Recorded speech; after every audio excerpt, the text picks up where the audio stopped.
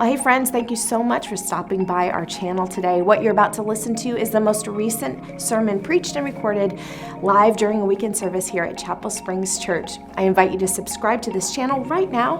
Head on over to our website, chapelsprings.org, for more information, and also check us out on social media. Thanks for being here. I'll catch you next time. Lord, we invite you to have your way in us this morning.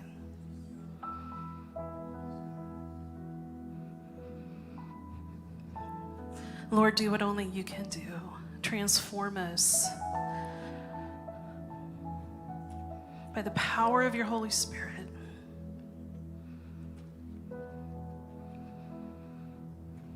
Not the words of man, but by the word of God.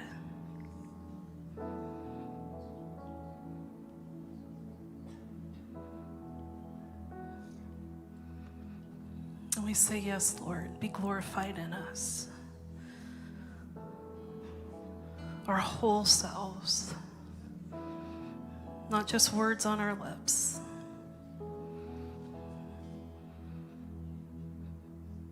Yes, Lord. We are yours, Lord. Transform us today. Amen. Amen. You may be seated. It's wonderful to see you here this morning. I mentioned last week that I went to Cancun just a couple weeks ago, and first time in Mexico, and had a wonderful time. I stayed at a really great resort, a little resort called Olio. And one day, it was my friend, by the way, my friend Sharon, who she talked me into going. She didn't have to, and all it took was a text. Let's go to Cancun. Okay. That's kind of how I am. And so we went, and one day we actually went to an island, and we spent the day at this island.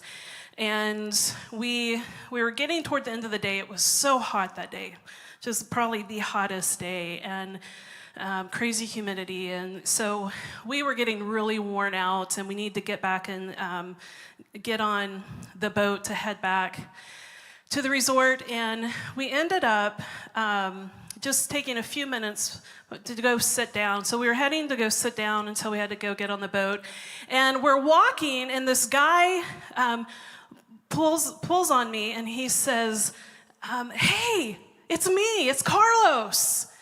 And I'm like, "Hey," and he said, "You're at Olio Resort, right?" And I knew not to confirm him because I'm like, that's weird. But he said, "You probably don't recognize me. I'm a waiter there, and I've been waiting on you and your friend, and I've seen you guys, and I don't have my uniform on, so you probably don't recognize me." And so we got to talking to him, and he said that he was there because he works on the island throughout the week as well, because his grandma owns a store.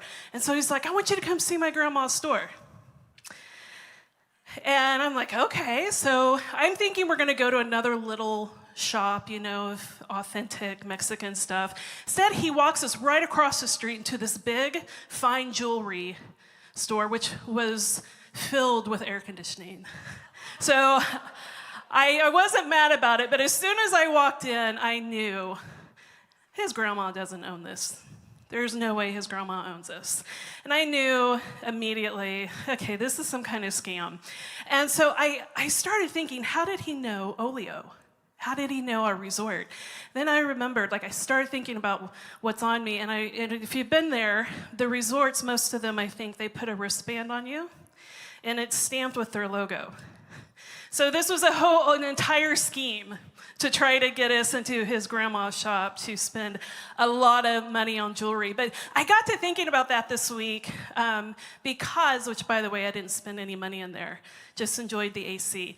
But I got to thinking about that this week because there's something with images and logos, all throughout history. They've been a way to identify, and just in the 21st century, it happened in the first century. And I'm going to start here in a text in Matthew chapter 22. where we actually see this, where even back then and long before then as well, like images played a huge role in identification and ownership. And so we are going to dive in here to Matthew 22, verses 15 through 22. It says, "Then the Pharisees went out and laid plans to trap him in his words," him talking about Jesus. "They sent their disciples to him along with the Herodians. 'Teacher,' they said, 'we know that you are a man of integrity and that you teach the way of God in accordance with the truth. You aren't swayed by others because you pay no attention to who they are. Tell us then, what is your opinion?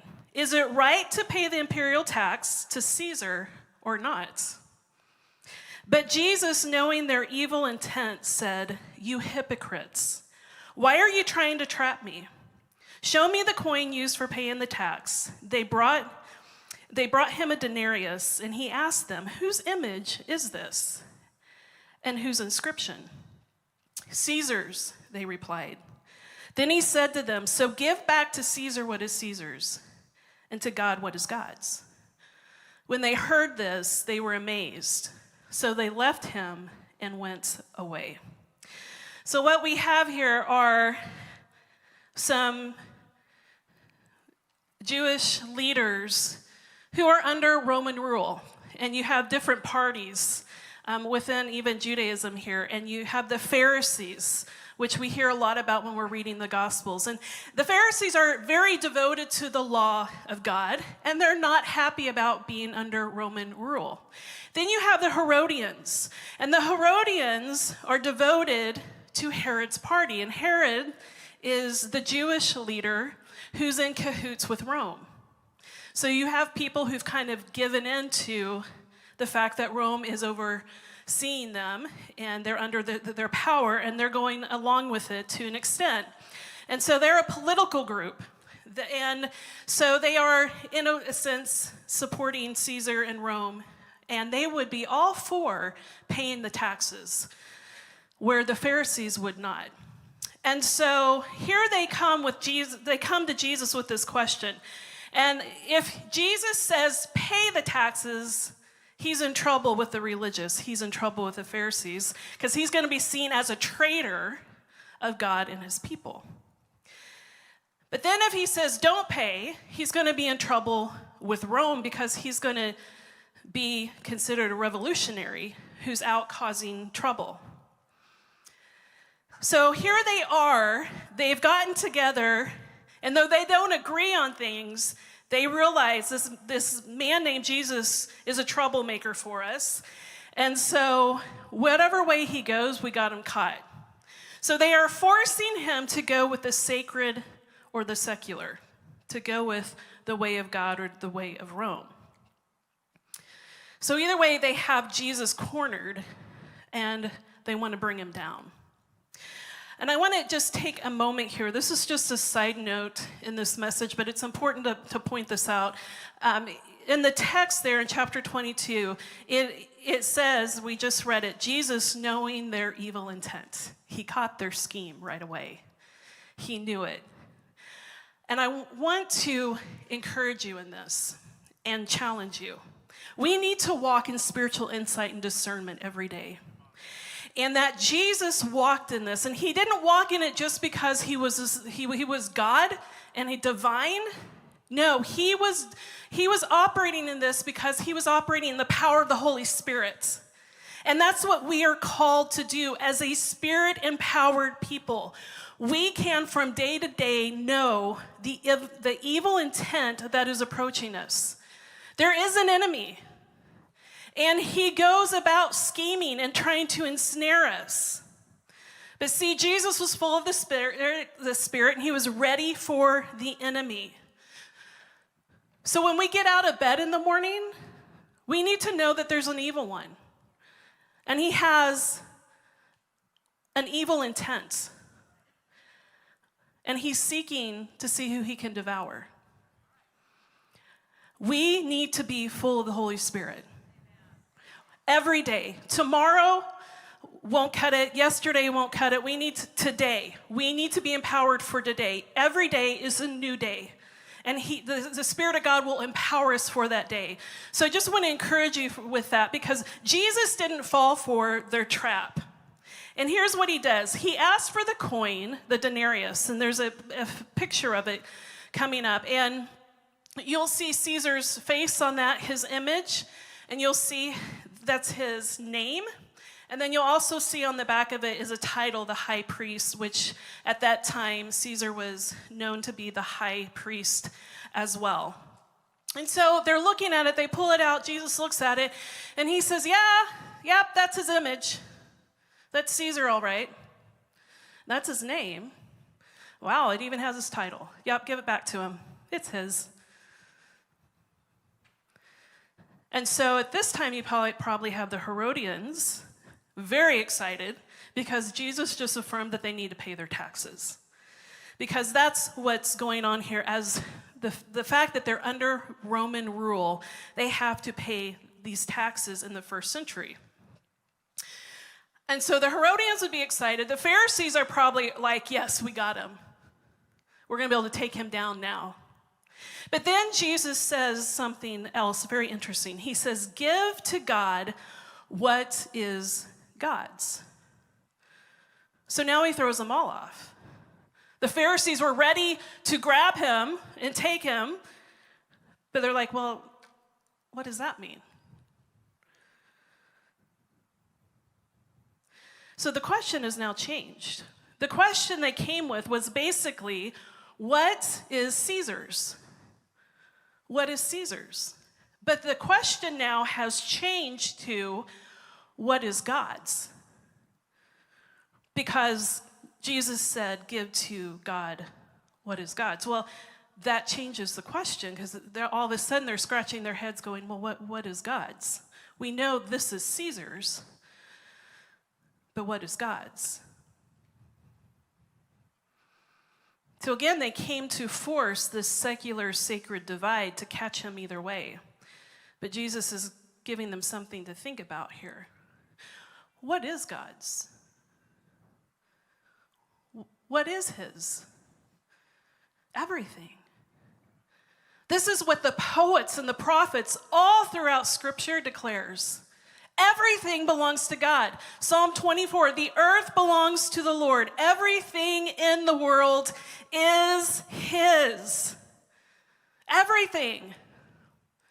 So Jesus just now expanded this. This is much bigger than taxes. But there's something more specific that belongs to God that's included in the everything. Genesis 1:27, let's read it here. So God created mankind in his own image. In the image of God, he created them, male and female, he created them. God stamped us with his image. We belong to him. And I love this thought that every day we give ourselves back to him. Every day we return ourselves. We get out of bed. Good morning, God. I'm yours. Have your way with my mouth, with my mind, with where my feet go, who I hang out with, how I speak to others and interact with them. I am yours. So here's what I want you to understand. Jesus is not promoting compartmentalizing our lives. He's not actually buying into what they're trying to do. He's not saying, yeah, that's Caesar's, that's God. He is pointing out that everything is God's. Yes, we have responsibilities, and often that we'd rather not have. Who wants to pay their taxes? We don't like that. But everything belongs to God. So if everything belongs to God, we do it within that context, the bigger context of our lives, the kingdom of God. So then we see that everything is of God's. If everything is his, then it places such things as the government and taxes in God's realm. And there's not really a divide like we think there might be. And the church throughout history has struggled with this. So understand this. The governments and the empires throughout the world, throughout all of time, they're probably not submitted to God. But they are responsible to him. They are accountable to him. And someday there is going to be a reckoning. And that's what we have to remember. So, did you come here to pay your taxes? Yes, pay your taxes, okay? But there's much more going on here, right? There's much more that Jesus is trying to challenge his people and us to think about here this morning. See, if you belong to God, then the power of the Caesars of this world are limited. They're limited. They're not going to go on for eternity like God's kingdom. His rule and reign will.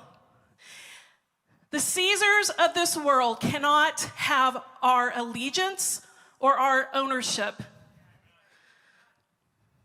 Only God does. God's kingdom is reigning and ruling in our lives. So I want to talk a little bit here for just a moment about compartmentalization. This word has come up quite a bit the last few weeks. If you were here a few weeks ago and you heard the letter read that Pastor Scott had written, he talked about this in his own life. The compartmentalization that had gotten a bit out of control, of giving some things to God but not everything. And he ended up in a really bad place. And so I want to come to that because that's just not a Scott Lieb issue. That is a human issue. And this should cause us all to say, Lord, help us, and to invite him in to examine us. And so I've been sitting around thinking and having conversations with people of what does this all really mean? What does it mean to be compartmentalized, especially as someone who teaches on spiritual formation? How does that tie into formation?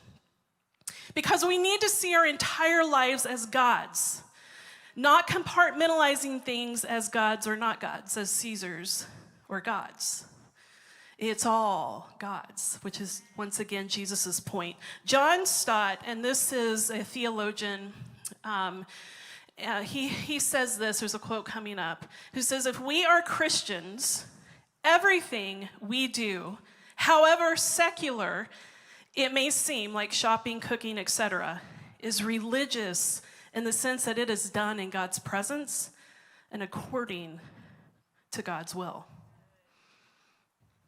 Everything. And we could put in there shopping, cooking, paying our taxes. It's done in God's presence according to his will. So here's what I want you to ask yourself. Here's a question. On any given day, what is the driving factor for what I think, say, and do? What is the driving factor for what I think, say, and do? I would challenge you, just try this one day. At the end of a day, just do an examination. Lord, why did I go here? Why did I say this with this person? Why did I do this? Is it to live the way of Christ? Is it to live the way of wisdom, of love, compassion, and kindness? Was it because of the kingdom? Was it God's kingdom that's driving everything we do? And I had something interesting happen a couple weeks ago. I was here in the office, I was working, and I went and said something to someone, and I'm being vague because I don't want to tell details, but it's not really important. I said something in such a way that I was just passing information along. But I went and sat down at my desk, and the Spirit of God said, think about how you just said that. And I realized it could be taken as a power trip. And I don't think that was my heart, But I realized this is how sneaky it can happen. That you can say things in a way that makes it, that makes you look good, or like you've got the control. And so I sat there and I'm like, okay, how could I have said this information but in a different way? And God really helped me with it. So those are the type of things we need to be able to do. And we need to be available that when the Spirit says, check that. I want you to say a different way. Don't argue with him. Say, okay, help me. This is a teaching moment. So on any given day, what is the driving factor for everything? Writing to the church in Rome, Paul the apostle states that we are to offer our entire bodies as a living sacrifice and not allow the world's ways to conform us. We love that verse in Romans chapter 12, but I like how Eugene Peterson puts it in the modern language in the Message translation or paraphrase, and here's how he says it, and I think this just gets to the heart of it. So here's what I want you to do. God helping you take your everyday, ordinary life, your sleeping, eating, going to work, and walking around life, and place it before God as an offering. Don't become so well-adjusted to your culture that you fit into it without even thinking. Instead, fix your attention on God. You'll be changed from the inside out. Our comings and our goings. Several years ago, I read in some research a prayer that had been written by early Celtic Christians. And this prayer was simply God asking God to bless them as they milk their cow. You don't get more ordinary than that. But over the last probably 15 years, I've seen various prayer books come up that is really about getting God into our ordinary places, or I should say, helping us recognize God in our ordinary places. So one of my favorites that came out just a few years ago was called Every Moment Holy. And I highly recommend this book, and it's a book of prayers. And I just want to read the titles of a few of these. They've got a prayer for doing your laundry.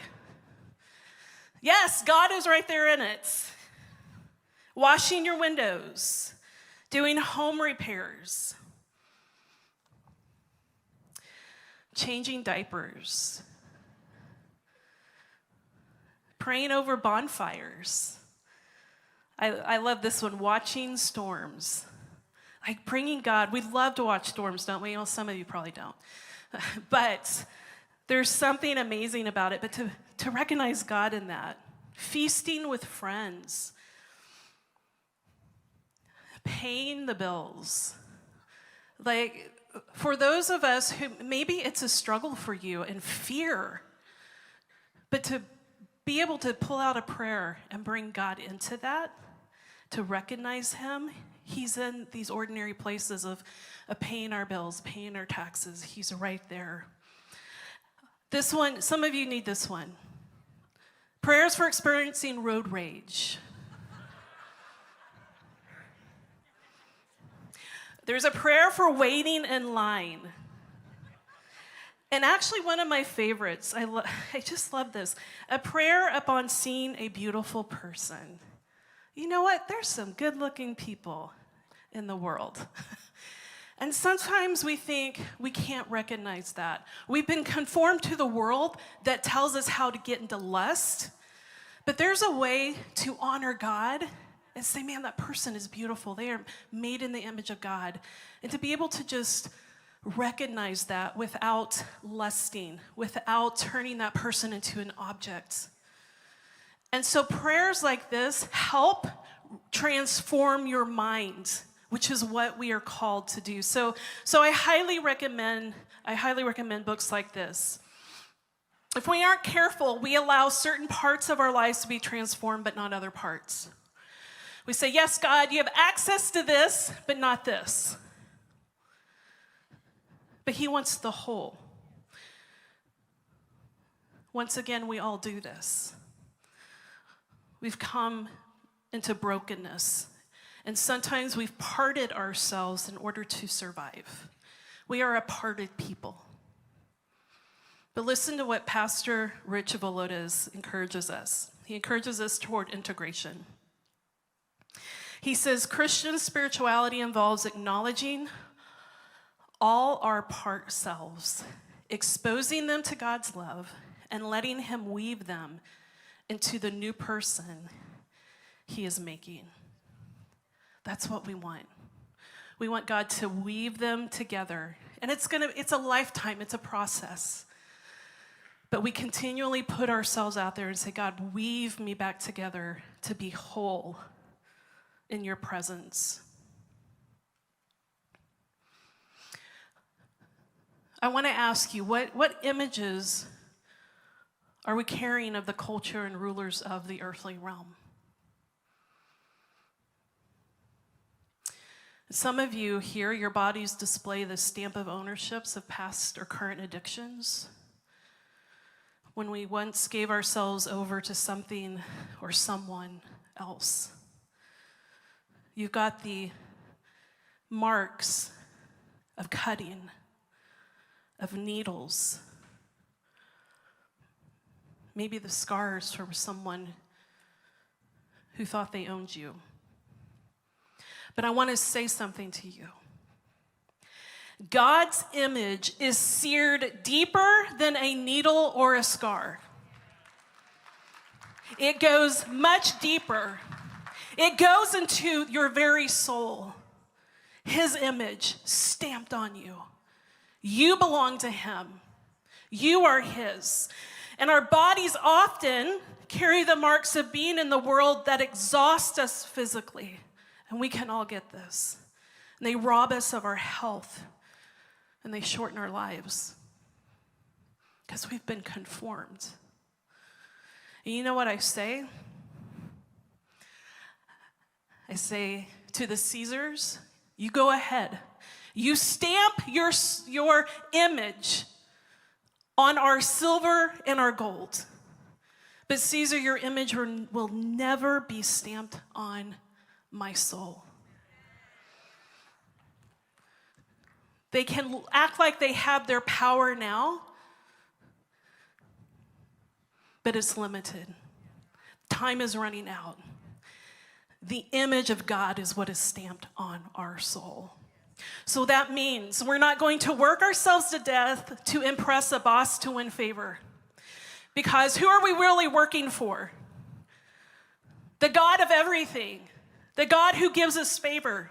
We're not going to invest our time with systems that rob us of community and family and deform us into something other than someone invested heavily in God's kingdom. It also means we're not going to let success, consumerism, and current trends be the driving force of our lives. Our purpose will come from God and God alone. We've got to be committed to wholeness that comes from spiritual transformation. And I just want to share with you what that has looked like for me over the years. For several years now, probably going on 12 years, I meet with a spiritual director monthly. That is simply someone who walks alongside me. They will sit in silence with me. They will ask hard questions. And the purpose is to help me discern the movement of God in my life. I've also got myself surrounded with community. I have amazing friends. Friends that say, let's go to Cancun. That's an amazing friend. And I have mentors who I'm in contact with regularly. This weekend, I heard from two of them. One called to pray with me, and another one texted and said, hey, I just prayed for you. We need those. And I'm committed to a life with a healthy rhythm of silence, solitude, and Sabbath. Because doing that allows God to get in and do some deep work. And it helps me function from a well-rested place and helps me know his voice in the midst of chaos when it's when I walk into a place that's noisy. So that when I'm walking around work and I go sit at my desk, the Spirit can say, yeah, let's reword that. Because I know his voice. But there's something that God has challenged me on here with the intensity of the last few weeks. This has been highly emotional the last 6-7 weeks. There's been a level of trauma, and I realized I need to sit down with a licensed counselor. I need to sit down with someone who does not know me at all, who is trained well, and can help me process, because there's a lot I need to process. And let me say this, not all compartmentalization is bad. That sometimes we need to be able to say, like you're in the midst of something and the emotions come and I'm like, okay, I need to deal with this later because I need to deal with this right now. There's a health there when I go back to it and give it its time in the right place. So I'm not talking about that with compartmentalization. I'm talking about, once again, the not allowing God in. It's if I kept moving things out of the way and not letting God in there. But with a counselor, I'm saying there's some things that have come up that I need to sit with someone. And I haven't been in counseling in many years, and God's like, it's time. So I made an appointment here just over the weekend. And Pastor TJ and Pastor Josh, who are going to come up and join me, they're part of the executive team, the three of us, and we are committing ourselves, all three of us, to counseling. Don't get worried that we're messed up. We've just recognized this has triggered some stuff in all of us, and it's very different because all three of us have different backgrounds, different experiences, and we all had different relationships with Pastor Scott. And so we are committing to this in front of you because we want you to know we want to pastor you well.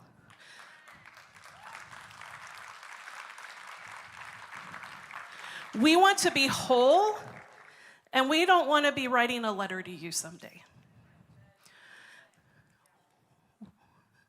So that's our commitment to you, is that we want to go through the healing so that this doesn't come up in 15 years and cause big issues within our own family lives. And we want to love you well. So let's stand to our feet as we just close this out. But I want to encourage you. I'm going to ask you to also do the hard work and to make a commitment. And here, some of you, God may be challenging you, saying, yeah, I've got some stuff that I need to work through with a counselor. But for some of you, it may just simply be, it's time I get into a life group this fall. I get into community. For others of you, God may be saying, you know what? You need to put the prayer encounter every month on your calendar and just come sit in his presence and let him do a deep work. For some, you need some one-on-one discipleship. Others of you may need to be at the Abide retreats. Some of you, it may be as simple as getting out of bed early or staying up late. I know it's not that simple. But that could be what he's challenging you to do so that he can go deep and do some of the hard work that once we go about our day, we're not allowing him to do at times. I don't know what it is that he may be challenging you to do, but I want to call you forward. Those of you who are like, you know what? I'm committing with the three of you. I'm committing with you. If that's you, I want you just to come forward and we're going to pray together. You say, God, I am committed to an integrated life. God, I am committed to wholeness. And we are going to do this together. If that's you, I want you to come forward. And we will do what we need to do to help you, to help give you direction. But hey, we don't want to be in this alone. This isn't just us. Like I said, it's a human issue. Where is it that you need God to go do the deeper work? Where is it that you need him to start integrating and to bring some things together in cohesion? I can't answer that for you, but the Spirit of God, I think right now, is just speaking to people. You know. It could be something from 30 years ago. And God's saying, this is it. This is the time I'm going to mess that up in a way that's going to transform you. And you're never going to be the same. And here's the amazing thing. It's not just about you. It's going to pour out into your families, into your neighborhood, into your workplace. Because that's what matters as well. It's not just about you. It's about living his kingdom and letting it flow over you and out of you. So Lord, we offer ourselves just in your own way. Those of you who are here, just offer yourself to him, a living sacrifice. Invite him into your everyday life, your eating, your sleeping, your walkabout life.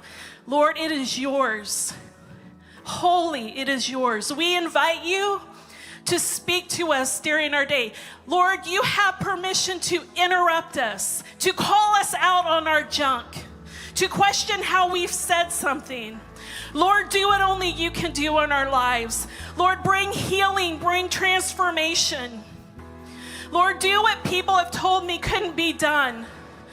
Lord, we ask for miracles. We ask for deliverances. We ask for healing deep inside of minds and hearts where people have given up on it. But Lord, we know you are a God of process. You are a God that uses all kinds of different ways and tools to do that. So Lord, I ask that right now you will help people discern what it is you're calling them to do. Whether it be counseling, whether it be certain books, whether it be sitting down with a discipler, a life group. Lord, taking a class. God, there's so many ways. Lord, we entrust ourselves to you. Have your way in us. Have your way, Lord.